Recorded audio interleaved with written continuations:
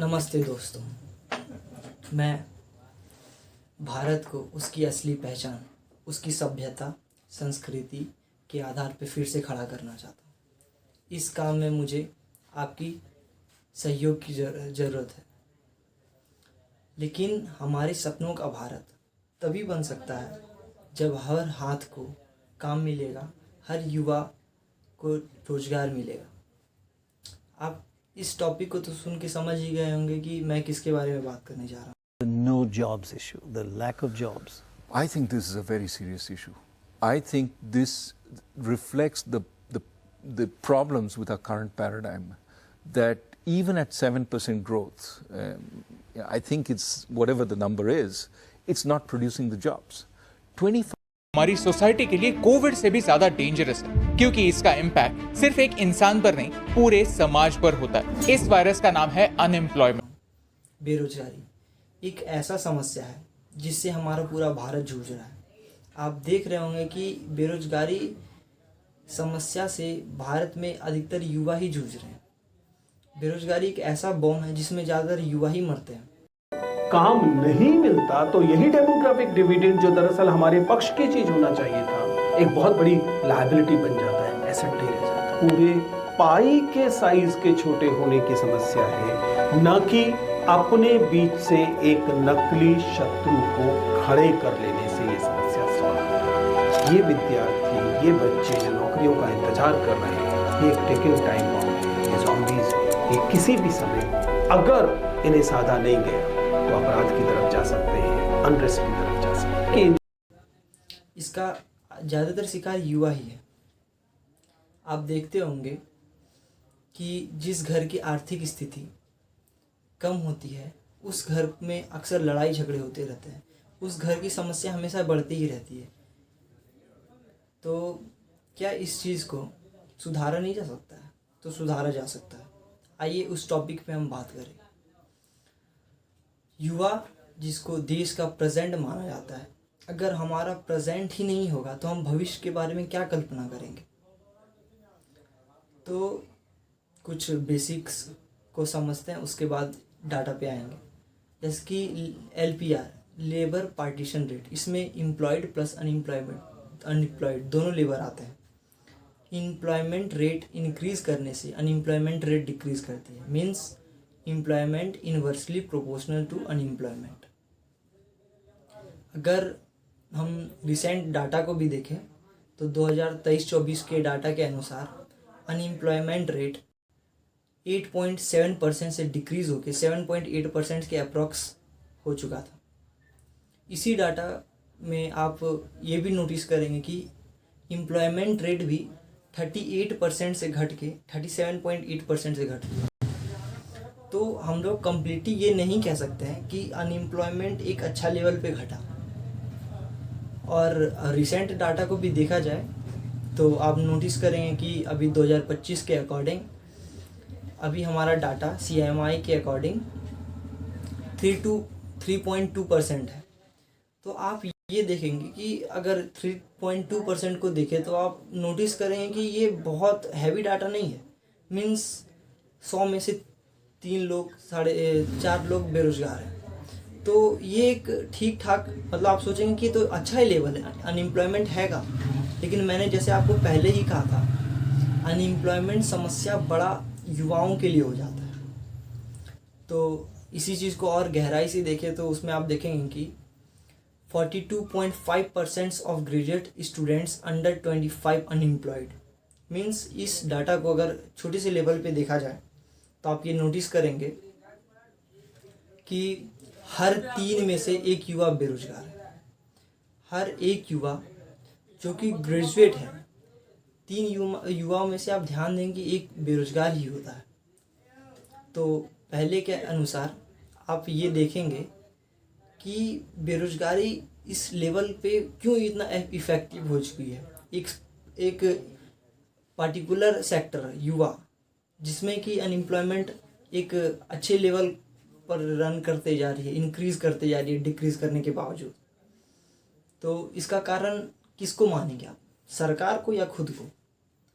तो इसको दोनों सेक्टर पे बात करते हैं। सरकार के थ्रू भी, अपने पे भी और प्राइवेट सेक्टर के भी थ्रू, तो आपको समझ में आएगा कि इसमें क्या किया जाए, कि कैसे किया जाए और क्यों किया जाए कि हमारा कंट्री विकास करे, और इसको कैसे ख़त्म किया जाए।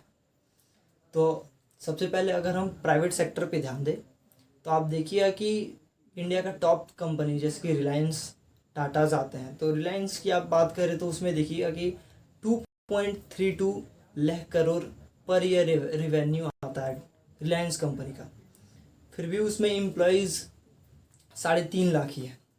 ऐसे ही टाटा को भी ले ले और ढेर सारी कंपनियां हैं भारत में, अगर सबको को भी ले ले तो एक अच्छा एम्प्लॉयमेंट है इस सब में। लेकिन अगर हम इसके जगह सरकार के भी सेक्टर में ध्यान बात करें तो आप देखिएगा कि अधिकतर युवाओं के हाथ में तो डिग्री होने के बावजूद भी उनकी नौकरी की तलाश बस आंखों तक ही रह जाती है। यही युवा का वर्तमान भविष्य, और जिसके कारण हमारा भारत ग्रोथ करने के बावजूद एक अच्छा डेवलप्ड नहीं बन पा रहा है एज चाइना को कंपेयर करें तो इसका कारण इसको कैसे ठीक किया जा सकता है। आप ये भी नोटिस करेंगे कि हमारा भारत जो कि $4.3 ट्रिलियन का इकोनॉमी बन चुका है, फिर भी एम्प्लॉयमेंट रेट इंक्रीज नहीं हो रही है। गवर्नमेंट में अभी भी आप ध्यान देंगे तो 9.5 लाख पोस्ट खाली है, जो कि एक बहुत बड़ा फैक्टर बन जाता है। कम से कम 9.5 लाख स्टूडेंट को तो रोजगार मिलेगा, इसको इंक्रीज करना चाहिए। लेकिन इस टर्म को आप समझने के थ्रू एक चीज़ और आप नोटिस करेंगे, आप अपने पॉइंट ऑफ व्यू और अपने माइंड से सोचिएगा कि क्या सरकार हर युवाओं को रोजगार दे सकती है। तो अगर आप इस पर डीप स्टडी कीजिएगा तो आपको पता चलेगा कि ये पॉसिबल नहीं है, क्योंकि आप खुद जानते हैं कि हमारा कंट्री जो पॉपुलेशन के फैक्टर में टॉप में आता है, फर्स्ट रैंक में, तो क्या ये हर युवाओं में, और आप ये भी जानते होंगे कि युवा जो हमारे कंट्री का एक मेजर पार्ट है पॉपुलेशन में, 27% पॉपुलेशन होल्ड करता है युवा। तो आप देखेंगे कि सरकार हर युवा को तो नौकरी दे नहीं सकती है। के बेसिस पे जॉब मिलती तो पूरे इंडिया में इतना अनएम्प्लॉयमेंट नहीं होता। जितनी स्विट्जरलैंड की पॉपुलेशन है उससे ज़्यादा इंडिया इंजीनियर्स प्रोड्यूस कर देता है। और ये जो सुंदर पिचाई, सत्या नडेला की हम बात करते हैं, इन्होंने भी अपनी हायर एजुकेशन। आप इसको एक अच्छे तरीके से समझाने के लिए मैं बताता हूँ। मैं डीसी का एग्जांपल लेता हूँ। डीसी जो एक डिस्ट्रिक्ट को कंट्रोल करता है, और हमारे भारत में टोटल डीसी को भी अगर कैलकुलेट किया जाए, मतलब डिस्ट्रिक्ट 803 डिस्ट्रिक्ट है टोटल। तो इसी फैक्टर पे देखें तो अगर बस डीसी के टॉपिक को लेते हैं तो डीसी 803 डीसी हो सकते हैं हमारे भारत में। इसी तरह हर सेक्टर पे भी बांट दें तो अप्रॉक्स कुछ लैक्स ही जॉब दे सकती है इंडियन गवर्नमेंट इंडिया के पीपल्स को, यूथ को। लेकिन अगर हमें इसे एकदम जड़ से ख़त्म करना है तो कैसे करेंगे? क्या सरकार की मदद लेनी होगी या आम जनता हम खुद इसे कंट्रोल कर सकते हैं? तो मेरे पॉइंट ऑफ व्यू से आम जनता, हम और आप मिल के ही इसे ख़त्म कर सकते हैं। और मेरा वीडियो बनाने का मेन पर्पस यही था कि मैं भारत को अच्छा बनाना चाहता हूँ। एक ऐसा भारत जो कि पाकिस्तान से कंपेयर नहीं करे, अपने आप को चाइना से कंपेयर करे। चाइना जो मैन्युफैक्चरिंग हब है उससे कंपेयर करे, उससे कम्पीट करे, उससे आगे निकले। चाइना से तो पाकिस्तान से तो हर कोई कॉम्पीट करता है, क्योंकि पाकिस्तान से कॉम्पीट करने के लायक ही नहीं है। पाकिस्तान हम लोग के बराबरी में ही नहीं है। हमें चाइना से कंपेयर करना चाहिए और चाइना की तरह ग्रोथ करना चाहिए। तो मैं अपने प्रीवियस टॉपिक में जाता हूँ कि कैसे इंडिया को एक अच्छा लेवल पे लेके जा सकता है। सबसे पहला टॉपिक है स्किल डेवलपमेंट। स्किल डेवलपमेंट हमारे यूथ में बहुत एक रेयर केस में देखने को मिलेगा कि 1000 में से 100 युवा के पास अच्छा स्किल है। तो ऐसा क्यों है? हमारे यहाँ एजुकेशन में भी आप देखिए कि एजुकेशन और लैक ऑफ स्किल्स होते हैं हमारे एजुकेशन में, बस किताबी ज्ञान ही होता है। इसको गवर्नमेंट को इस पे ध्यान देना चाहिए। उसको कम से कम ये तो इम्प्रूव कर ही सकती है गवर्नमेंट कि अब वहाँ पे स्किल्स का ट्रेनिंग करवाया जाए, कोर्स हो स्किल्स का, अलग सब्जेक्ट हो, अलग डिपार्टमेंट हो, जिससे शुरू से ही बच्चा इस पे ध्यान दे उसे, और ये सब ऐसा फैक्टर होता है जिसपे बच्चे से को भी अगर शुरू से ही देखा जाए तो उसे मन लगता है सब चीज़ में। तो स्किल डेवलपमेंट 90% सोचते हैं कि बस ये ऐसा कोर्स है जिसमें कंप्यूटराइज कोर्स है, कंप्यूटर पे बैठ के चलाना। नहीं, स्किल डेवलपमेंट का मीन्स ये नहीं होता है। स्किल डेवलपमेंट एक ऐसा प्रोजेक्ट है जिसमें कि आप हर वो काम जो आपके इनकम को बढ़ाए, आपके भीड़ से आपको अलग करे, आपकी क्वालिटी इंक्रीज करे, तो वो सब थिंग्स आते हैं स्किल डेवलपमेंट में। जैसे कि आप कम्युनिकेशन स्किल्स, आप अगर अच्छा कम्युनिकेशन है, आपके पास स्किल्स है, तो आपको अच्छा हायर कंपनी से हायर कर सकती है, आप अच्छी कंपनी आपको। क्यों? क्योंकि आप जब कोई भी कंपनी किसी और डील्स में दूसरे को अगर इन्वॉल्व करती है तो उसे एक ऐसा पीपल की ज़रूरत होती है जिसका कन्वर्सेशन अच्छा हो, दूसरे को अच्छा से गाइड कर सके, समझा सके, इन्फ्लुएंस कर सके अदर्स को। तो इसमें कन्वर्सेशन स्किल्स काम आता है, ये भी एक अच्छा स्किल्स है। टेक्निकल स्किल्स में भी अच्छे स्किल्स हैं, जैसे कि आप ये इंजन बाइक इंजन को, कार्स इंजन को बनाना सीख सकते हैं। अगर आपके पास फ्री टाइम है तो आप ये सब सीखिए। आज का युवा जो पूरा टाइम इंस्टाग्राम स्क्रॉल करने में अपना बर्बाद कर देता है, लेकिन अगर इस चीज़ को सुधारा जाए, हम अपना टाइम फ़ोन पे ना बिता के कुछ सीखने में बिताएं तो कितना अच्छा होगा। हम खुद सीखें कुछ स्किल्स, आप भी सीखें, मिल के भारत को एक अच्छा नया रूप भारत दे देना चाहते हैं। तो स्किल डेवलपमेंट ऐसा कोर्स है जिसमें आप अगर फ़ैन का भी कॉइल अगर रिपेयर कर रहे हैं, उसको चेंज कर रहे हैं, ठीक करना सीख गए हैं, तो ये एक अच्छा कोर्स हो सकता है, आपको भीड़ से अलग कर सकता है। कम से कम आप अपना घर का तो फ़ैन बना सकते हैं, आपके पैसे बच जाएंगे और आप कुछ नया सीखिएगा, इससे आपको रोज़गार भी मिलेगा। जब तक जॉब नहीं होता है, कम से कम ये से तो कर ही सकते हैं। दूसरा आता है ग्रो ऑन बिजनेस एक ऐसा फैक्टर है जिससे ही भारत को एक नेक्स्ट लेवल पे लेके जा सकता है। जॉब आपको बस गुलाम ही बना सकती है, राजा नहीं। राजा बनाने के लिए बिजनेस ही किया जा सकता है। पहले के टाइम में अगर आप एंशियंट में जाएंगे तो आप उस टाइम नोटिस करेंगे कि इंडस वैली सिविलाइजेशन में इंडिया इसीलिए बहुत रिच कंट्री था क्योंकि वहाँ हर पीपल कुछ ना कुछ काम करते थे और वो खुद का काम करते थे, किसी पे सेल्फ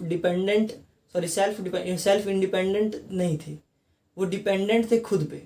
वो जो भी काम करते थे खुद करते थे, चाहे वो पॉटरीज मेकिंग हो या फिर ज्वेलरीज मेकिंग हो, ये खुद मेड करते थे और अब्रॉड कंट्री में एक्सपोर्ट करते थे। तो अभी ये चीज़ नहीं हो गया है, अभी अदर ट्रेंड चल गया है कि सरकारी जॉब हो, तो ये सब चीज़ अच्छा नहीं है मेरे ख्याल से। अगर मैं और आप ही नहीं इसके बारे में डिटेल से सोचेंगे तो कौन सोचेगा, क्योंकि हमें ही अपने देश को आगे बढ़ाना है। अभी गवर्नमेंट जॉब का एक ऐसा ट्रेंड चल चुका है जिसमें कि एक नज़रिया आम इंडियंस का ऐसा बन चुका है कि अगर एक बार गवर्नमेंट जॉब लग गया तो बस आराम से पैसा उठाना है, आराम की ज़िंदगी काटना है। लेकिन ऐसा नहीं होना चाहिए। एक अपने इंडियंस के थ्रू या फिर अपना एक ये क्या बोलते हैं अधिकार या फिर अपना खुद होता है ना कि रिस्पॉन्सिबिलिटी, जो हमारे कंट्री को आगे बढ़ाए वो सब काम हमें करना चाहिए। अपने कंट्री को धोखा नहीं देना है, इसे मिल के आगे बढ़ाना है। अगर आप अपना खुद का छोटे छोटे बिजनेस नोटिस करेंगे आप कि पीपल्स जो छोटे छोटे बिजनेस करते हैं, जैसे कि कोई फुटपाथ पे सब्जी बेच रहा है, फिर क्लॉथ्स बेच रहा है, ये सब अच्छा एक अपना कोई शॉप खोला हुआ है, तो ये सब अच्छा बिजनेस है जो कि छोटे लेवल पे होता है और इसमें ज़्यादातर पीपल इंगेज रहते हैं। ये इंडिया को बढ़िया बनाता है और इससे ये जीडीपी में बहुत अच्छा कंट्रीब्यूशन करता है। हमारा बिजनेस में एक साइड इफ़ेक्ट ये है कि हमारे यहाँ लेडीज़ लोग बस घर तक ही सीमित रह जाती है। अभी तक भी इंडियन का ऐसा थॉट बन चुका है, माइंडसेट हो चुका है कि लेडीज़ को काम नहीं करने देना। ऐसा क्यों है? अगर लेडीज़ हाफ पार्टनर है हमारे पॉपुलेशन में, इंडिया के पॉपुलेशन में, अगर यही नहीं काम करेगी तो कैसे होगा? आप समझिए कि इसको एक तरह से कि कोई भी बाइक है, अगर उसका एक चक्का ही खोल दे तो वो बाइक कितना अच्छा रन कर सकता है, परफेक्टली तो रन करेगा ही नहीं। तो उसी तरह लेडीज़ हमारे देश को हाफली कंट्रीब्यूट करती है। अगर ये ही नहीं काम करेगी तो कैसे होगा। इसे भी अप्रोच करना और इसे भी आगे लाना है, हम ही और आप ही मिल के कर सकते हैं। ये अपना माइंडसेट चेंज करना है, इसे आगे लाना है। थर्ड चीज़ मैं आपसे बात करूं तो One Dokra statue. Artisans build the mold from mud and spend hours handcrafting the intricate details using strings of beads. Handcraft एक ऐसा मेथड है जो कि पुराने चीज़ को रीऑर्गेनाइज कर सकता है, बेटर बना सकता है, डेवलप कर सकता है। हमारे इंडिया को नया टॉपिक मिल जाएगा, कुछ न्यू सब्सटेंस मिल जाएंगे एक्सपोर्ट करने के लिए, जिससे जीडीपी में बेस्ट कंट्रीब्यूशन हो सकता है। वो कंट्रीज़ जो कि एक्सपोर्ट अच्छे लेवल पे करते हैं उसमें आप ध्यान दीजिएगा कि वहाँ के जो हैंडक्राफ्ट भी चीज़ है वो भी अच्छे एक्सपोर्ट होती है। और आप जानते हो कि हमारा इंडिया शुरू से ही एक्सपोर्ट में तेज़ था, लेकिन धीरे धीरे ये डाउनफॉल की ओर आते गया। उस टाइम इसीलिए तेज़ था क्योंकि उस टाइम इंडिया से पोल्ट्रीज, क्लॉथ्स, ज्वेलरीज ये सब एक लार्ज अमाउंट में एक्सपोर्ट होते थे। और इसी चीज़ को अगर हम अभी ध्यान दें और अभी फिर से इसको रीस्टार्ट के तौर पे लगे तो एक कुछ साल तो लगेंगे ही, अच्छे मेहनत लगेंगे और ये धीरे धीरे इंक्रीज़ करेगा ही। एक जीडीपी में हमारा अच्छा कंट्रीब्यूशन बन सकता है इससे हैंडक्राफ्ट। आपके एरिया में जो भी हैंडक्राफ्ट प्रोडक्ट्स है उसे आप कम से कम इतना तो कर सकते हैं, उसका सोशल मीडिया पे आप प्रचार तो कर ही सकते हैं। 90% यूथ सोशल मीडिया पे टाइम बिताते ही है और अगर आप खुद उसका प्रचार कीजिएगा तो हो सकता है उस आदमी की लाइफ बन जाए, उसका बिजनेस डेवलप कर जाए। एक्सपोर्ट अब्रॉड कंट्री में से नहीं, कम से कम इंडिया में अगर पूरा फैल जाएगा तो धीरे धीरे वो खुद समझ जाएगा और उसको गवर्नमेंट के थ्रू हेल्प भी मिलेगा एक्सपोर्ट करने के लिए अब्रॉड कंट्रीज़ में। तो ये एक ऐसा फैक्टर हो सकता है कि इंडिया को भी के लिए भी अच्छा हो और नॉर्मल सिविलियंस के लिए भी अच्छा हो। तो आपको मैं एक बेस्ट एग्जांपल देता हूँ हैंडक्राफ्ट प्रोडक्ट्स का। रॉल्स रॉयस तो सभी को पता ही होगा, ज़्यादातर युवा जो कि मेरा वीडियो देख रहे हैं उसको तो पता ही होगा कि रॉल्स रॉयस कितना एक्सपेंसिव और कितना बढ़िया गाड़ी है। रीज़न क्या है?